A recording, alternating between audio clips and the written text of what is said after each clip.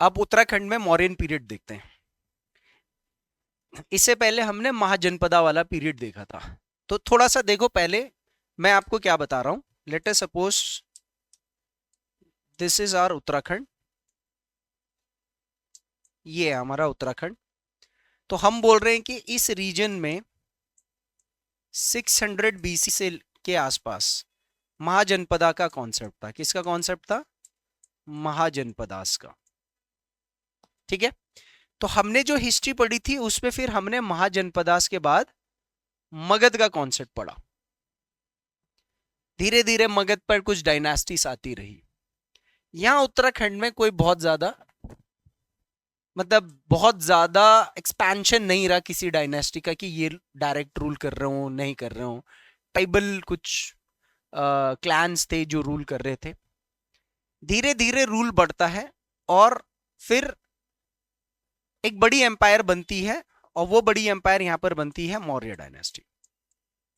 अब जब मौर्य डायनेस्टी उत्तराखंड में पूरी की पूरी नॉर्थ इंडिया में बन जाती है तो यहां पर उत्तराखंड का रीजन भी आ रहा है कुछ ना कुछ। तो क्या उत्तराखंड के अंदर मौर्य डायनेस्टी का इन्फ्लुएंस था या नहीं था? तो उत्तराखंड के अंदर मौर्यंस, इसको लिंक करना है हमने और जानना है क्या हो रहा था यहां पर। We do not have much of the history about Uttarakhand of this period, but still we'll try to link it with the national level histories that was related to the Mauryans. अब if you remember, आप वापस जाओ तो मैंने north India में, हम बात कर रहे हैं नॉर्थ इंडिया में जिनका इन्फ्लुएंस सेंट्रल हिमालयस में भी रहेगा। तो नॉर्थ इंडिया में मेजर डायनेस्टी बनी मौर्यस। मौर्यस कोलैप्स हुए तो कौन सी डायनेस्टी बनी? सूंग। ये इंडियन डायनेस्टी थी, याद है। लेकिन मौर्यस कोलैप्स हुए तो एक और चीज हो रही थी यहां पर, कौन सी? ग्रीक्स और हाँ बैक्ट्रियन, या मैं फॉरेन डायनेस्टीज भी बोल देता हूं, चाहे वो ग्रीक्स हो या चाइनीज हो या जो भी हो। तो अब एक चीज आपको यहां पर देखने को मिलेगी कि सूंग मौर्यस का तो जो पढ़ेंगे ठीक है, फिर उसके बाद मैं पढ़ाऊंगा सूंग डायनेस्टी वाले, वो इधर तक आएंगे तो क्या उत्तराखंड के रीजन तक पहुंचे या नहीं पहुंचे, और यहाँ के जो लोकल राजा थे, क्लैंस थे या ट्राइबल लीडर्स थे जो भी थे, क्या वो कोई सूंग डायनेस्टीज के अंडर में थे या इंडिपेंडेंट थे। एक कहानी सूंगों की अपनी अलग चल रही है ना, वेस्ट तक आना है। और एक बैक्ट्रियंस, यहां पर कौन थे? ग्रीक्स यानी कि बैक्ट्रियंस, ये भी इधर आ रहे हैं। और ये आए तो पहाड़ी पहाड़ी रास्ते पर ज्यादा है, क्योंकि पंजाब जीता इन्होंने, कश्मीर जीता इन्होंने, हिमाचल जीता इन्होंने। तो हम देखेंगे कि ये भी अगर इधर से JNK से, पंजाब से, हिमाचल से उत्तराखंड तक, ये भी क्या यहां पर आए कि नहीं आए? और अगर ये आए यहां पर तो क्या हमारे यहाँ के लोकल रूलर्स इनके अंडर में थे या इंडिपेंडेंट थे, और कौन थे मेजरली? बस ये दो तीन चीजें निकालनी हमने। लॉजिकल यहां निकालना है, यहां फैक्चुअल ज्यादा आपसे क्वेश्चन पूछेगा नहीं। कुछ किताबें होंगी और दो चार आर्कियोलॉजिकल सोर्सेस। किताबें थोड़ा सा मैं आपको इंडिया के पर्सपेक्टिव में भी लिंक करूंगा, ताकि किताब का नाम आपने पहले भी सुना होगा जब मैंने हिस्ट्री पढ़ाई थी, मौर्यन हिस्ट्री। राइटर का नाम एक बार दोबारा ले लेंगे, बस उसको रिवाइज करेंगे, कोट करेंगे कि सेंट्रल हिमालयस या हिमवंत शब्द का जिक्र यहां पर होगा। और एक मैं बात बता दूं कि मौर्यस के पैरेलल में उत्तराखंड में कौन सी बड़ी चीज चल रही थी? तो कुणिंथ। अब इसके बाद हमने ये खत्म हो जाएगा, आज ये सारा आज ही करा दूंगा मैं। इसके बाद कुणिन डायनेस्टी पढ़नी है हमने। वो डायनेस्टीज हमारी 2 दिन तक चल सकती है। उसमें काफी ज्यादा नहीं है, कुछ किताबों के अंदर एक पैराग्राफ में दे रखा है अमोघ भूति, 2 उसके सिक्के बता दिए और खत्म कहानी। तो हमने वो नहीं करना है, हमने प्रॉपर लेकर के चलना है। तो चल पहले तो देखते हैं sources of central Himalayan history. क्या ऐसी हमें जो मौर्यन पीरियड के बारे में पता लगता है, तो उससे हम उन किताबों के अंदर सेंट्रल हिमालयन हिस्ट्री, जब भी मैं सेंट्रल हिमालयन हिस्ट्री की बात करूंगा तो इस रीजन में कौन से वाले एरियाज आ जाएंगे? उत्तराखंड, हिमाचल, ये 2 रीजन्स मेरे लिए काम आएंगे। आर्कियोलॉजिकल सोर्सेस में मैं यहां पर अशोक के रॉक एडिक्ट्स का सहायता लूंगा। I take support of that, we studied it in Indian history also, at this is located at Kalsi. और उसके बाद 2 ऐसे सोर्सेस जो उत्तराखंड के बाहर एग्जिस्ट करते हैं, क्योंकि मैंने शुरू में आपको बताया था ना, सोर्सेस ऑफ इंडियन हिस्ट्री में हमारी कुछ ऐसी चीजें हो सकती हैं जो यहां से बाहर हो, लेकिन उसमें उनका एक्सपेंशन दिखा रखा होगा कि उत्तराखंड तक या ये रीजन भी था इनके पास। तो सांची का स्तूप और सोनारी का स्तूप। अच्छा देखो, हमने मॉडर्न हिस्ट्री, हमने हिस्ट्री पढ़ी एंशिएंट, तो सांची के स्तूप के बारे में पढ़ा है थोड़ा सा, लेकिन मैंने वहां पर आपको सोनारी स्तूप नहीं बताया होगा, तो अब यहां पर आपको थोड़ा और एडिशनल इंफॉर्मेशन हिस्ट्री का भी मिल रहा है। सांची का स्तूप और मध्य प्रदेश में है, और सोनारी का स्तूप सांची के स्तूप से 10 किलोमीटर दूर है, तो ये भी मध्य प्रदेश में। वहां पर एक कैस्केट है, जो स्तूप के ऊपर ऐसा, स्तूप के ऊपर कह रहा हूँ, स्तूप के अंदर एक रेलिक है, एक मटका है समझ लो, जिसके अंदर वो एशेस रखी गई थी। तो वहां पर कुछ लिखा गया इंस्क्रिप्शन पर, जो बताएगा कि वहां तक इनके राजा महाराजों का ट्रेसेस है। फिर कुछ लिटरेरी एविडेंसेस देखेंगे। उत्तराखंड के कॉन्टेक्स्ट में मौर्यन हिस्ट्री हमारे यहाँ के लोगों से जुड़ी थी या नहीं। एक हो गई अशोक वंदन। अशोक वंदन जो बुक लिखी गई है, वो बुक किसी बुद्धिस्ट मॉन्क ने लिखी है, ठीक है, किसी बुद्धिस्ट मॉन्क ने लिखी है। अशोक का जो मौर्य में, अशोक ने जब बुद्धिज्म को फॉलो किया था, तो यहां तक वो बुद्धिज्म को फैला करके चला गया था। तो उसके बारे में उसने बोला है कि इस रीजन में, हिमाचल के रीजन में, इन जगहों पर बुद्धिज्म को फैलाया गया था। दूसरी होगी मुद्रा राक्षस। आपको याद होगा ये बुक मैंने आपको मौर्यन हिस्ट्री की जो मैं आपको सोर्स बता रहा था, उसमें भी मैंने इसका जिक्र किया।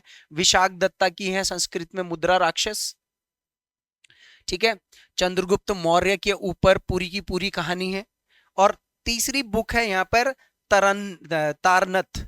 तो तारनथ बेसिकली एक तिब्बतियन लामा था, और उसी लामा ने अपने नाम के ऊपर एक बुक लिखी है, जिसमें सेंट्रल हिमालयन रीजन का मौर्यस के साथ उसने लिंक दिखा रखा है। तो 3 किताबें और 2 हमारे जो आर्कियोलॉजिकल सोर्सेस हैं। बस इसमें हमें थोड़ा पता लगता है कि हाँ, कंक्लूड अभी कर रहा हूं मैं, हालांकि मैंने लास्ट में करना है कंक्लूड ये सब पढ़ करके, पर अभी कर रहा हूं कि हाँ, मौर्यंस जो राजा महाराजा थे, उनमें से कुछ का, जैसे अशोक का, उत्तराखंड के सदर्न रीजन्स के आसपास तक इन्फ्लुएंस था। अब ये कालसी का एडिक्ट तो बताता है कि डायरेक्ट इन्फ्लुएंस था, है ना, वो बताता है कि ये डायरेक्ट इन्फ्लुएंस था हमारे यहाँ के यमुना के आसपास के जो किंगडम्स जो भी होंगे। तो किताब कौन कौन सी होगी?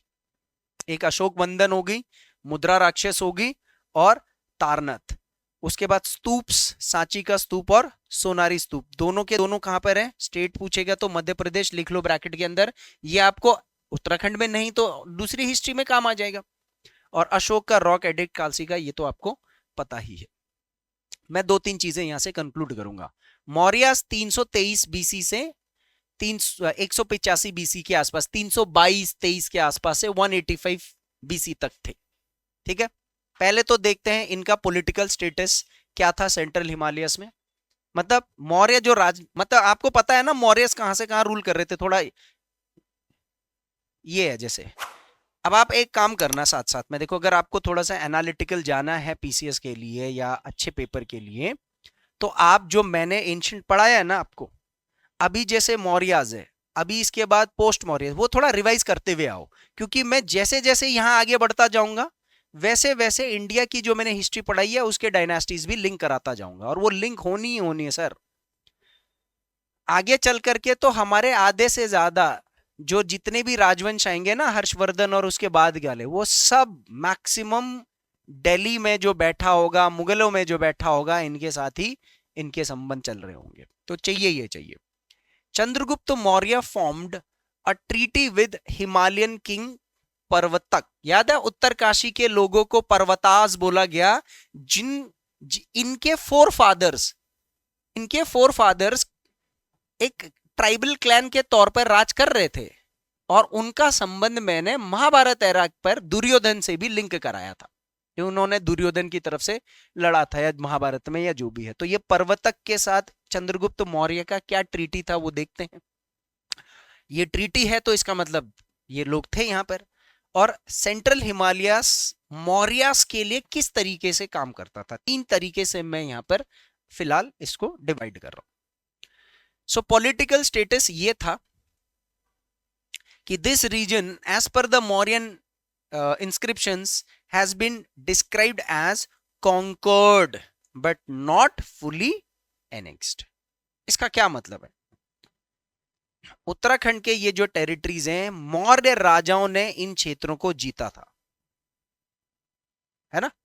तो जीता था लेकिन क्या नहीं था, एनेक्स नहीं था। एनेक्स क्या होता है, what is the difference between conquering a place and annexation? Annex का मतलब होता है जब आपने युद्ध करके उसको जीता हो। कॉन्कोर का मतलब ये होता है कि इन यहाँ के राजाओं के साथ आपने फ्रेंडली ट्रीटीज बनाई है कि before I we come and fight, हम लड़ करके हम आपको अपने में विलय करें, उससे बढ़िया कि आप हमारे साथ संधि कर लें, दोस्ताना संबंध कर लें और आप हमारे अधीन माने जाओगे। To some extent you are, आप हमारे अधीन। तो दे वर नॉट 100% अनेक्स्ड। ऐसा नहीं बोल सकते कि पूरी तरीके से हम मौर्यस के अंडर में थे, बट हाँ मौर्यों के साथ उनके कंट्रोल में, इन्फ्लुएंस में रहे।